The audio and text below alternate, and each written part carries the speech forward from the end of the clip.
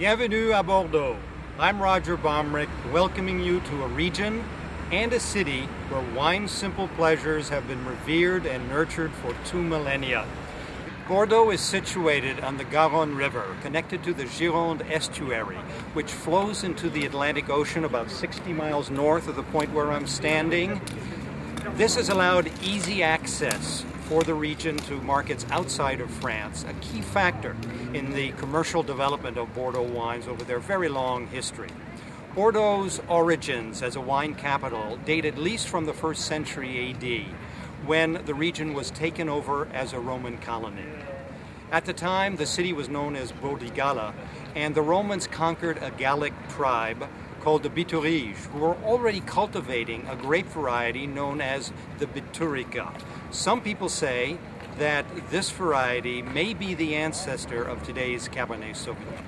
This city is the hub of a region boasting some 284,000 acres of vines, supporting 12,000 wine estates. The city has also been the port for centuries from which Bordeaux wines were shipped to world destinations. Even just a brief tour of Bordeaux's historic city center, known as Vieux Bordeaux, will take you back in time to its Roman and medieval origins, and particularly to the golden age of the 18th century, when it began to flourish as the commercial center of the region's wine industry. The charm and character of Bordeaux's narrow cobbled streets and passageways is irresistible.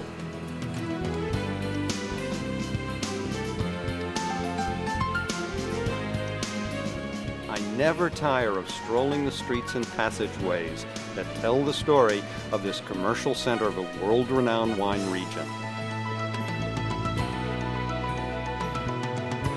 Historic monuments and the charms of typical street life of a French city all beckon the visitor.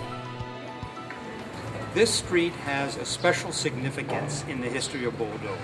When the Romans arrived, they did as they did elsewhere throughout their empire. They drew an axis of north and south and east and west. This street, which is today known as the Rue Saint-Rémy, is the decumanus, which is in effect the east-west axis of the city of Bordeaux. A little further up behind me, perpendicular to the decumanus, is the Cardo. That's called the Rue Sainte-Catherine today, and that's the north-south axis of the city. One of the other things that the Romans did always was to build walls around the central city. Those walls don't exist today, but at least we have these two axes to illustrate that earlier period in the history of Bordeaux. This is a very curious street. In fact, it wasn't always a street. It was a ditch. At the earliest times in the history of this settlement of Bordighalla, it was actually just outside the walls of the original settlement. It was a ditch that was, they say, the collecting place for all the trash and all the discards of the community of the day. It's called Pont de la Mousque, after the word mouche or fly in French. It was excavated again in 1921, and they discovered an extraordinary array of columns and pieces of buildings and all sorts of other artifacts.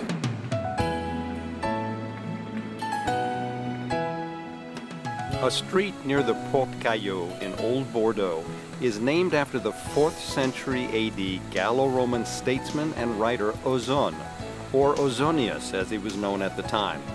Some have called him the last Roman poet and the first French poet. One of the great wine estates of Saint-Emilion still bears his name.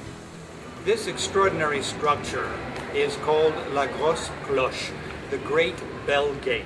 It dates from the 15th century, but it replaces one that was here on the same site much earlier. That was called the Gate of Saint-Éloi or Saint Elijah's. The church of the same saint is here next to the current Bell Gate.